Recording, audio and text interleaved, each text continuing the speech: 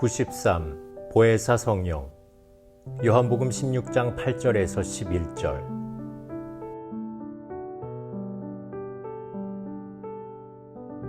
그가 와서 죄에 대하여, 의에 대하여, 심판에 대하여 세상을 책망하시리라.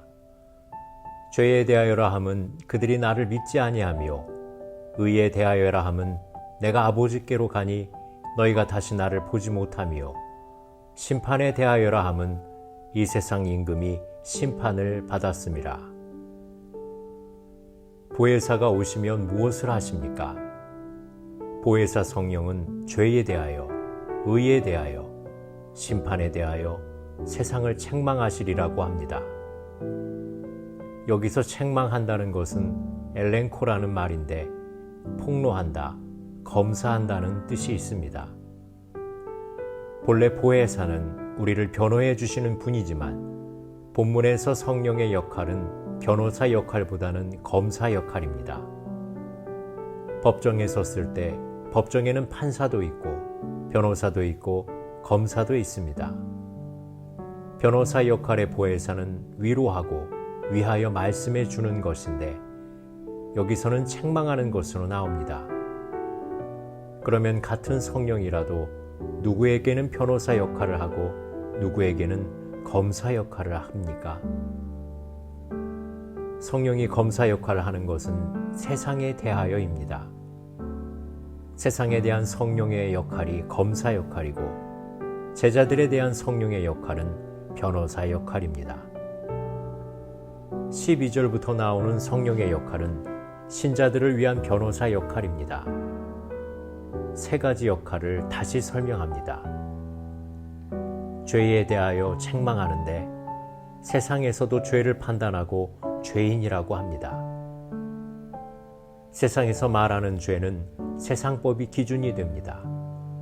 그런데 성령님이 말하는 죄는 나를 믿지 아니하미요 라고 하십니다. 믿지 않는 것이 죄입니다.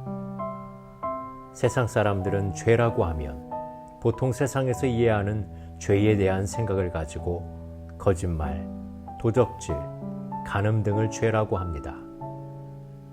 그래서 회개할 때 이런 죄를 회개합니다.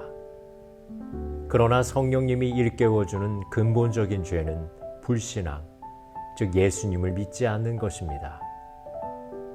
이것이 가장 큰 죄이며 모든 죄의 근본입니다. 이것을 우리가 모르니까 성령님께서 깨닫게 해주시고 책망하고 권고하는 것입니다. 이 권고를 받아들이고 회개하고 돌아오면 믿음의 사람이 되는 것이고 그렇지 않으면 아무리 도덕적으로 올바르게 살았다 하더라도 하나님 앞에서 여전히 죄인입니다. 아무리 세상에서 착한 일을 많이 하고 죄를 지은 적이 없는 사람이라도 여전히 하나님 앞에서 죄인입니다.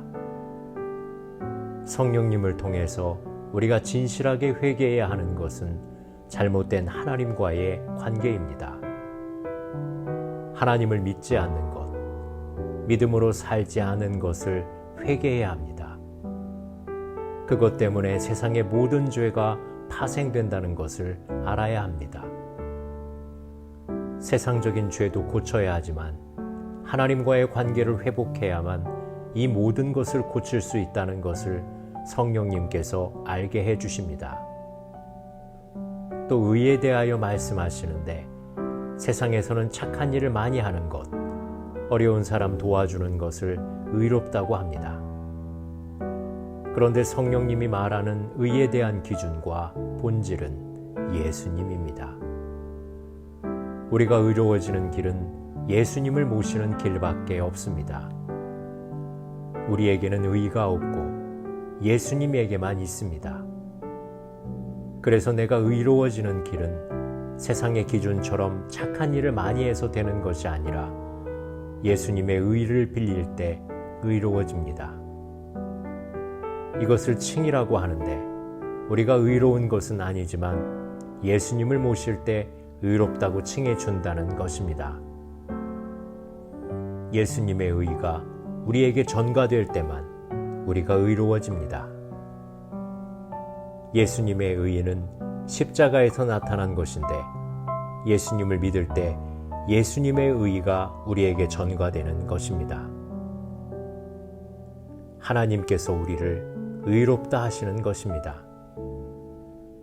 심판에 대해서 말씀하십니다.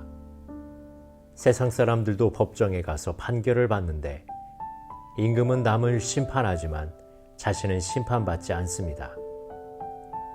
그러나 하나님의 심판은 이 세상 임금조차 예외가 될 수 없습니다. 모두 다 하나님의 말씀과 권위에 근거해서 심판을 받습니다. 세상의 모든 권력이 하나님 앞에 서면 다 상대화되고 맙니다. 하나님 외에 절대자가 없습니다. 하나님 앞에 서지 않을 인생이 없습니다. 그래서 사람 앞에 나의 삶을 반성해 보는 것도 중요하지만 하나님 앞에 서서 자신을 보아야 합니다. 사람의 기준이 아니라 하나님의 기준 앞에 서야 합니다. 하나님의 기준에서 내가 합당한 말과 행동을 하고 있는지를 돌이켜 봐야 합니다. 성령님이 오셔서 이것을 깨닫게 하십니다.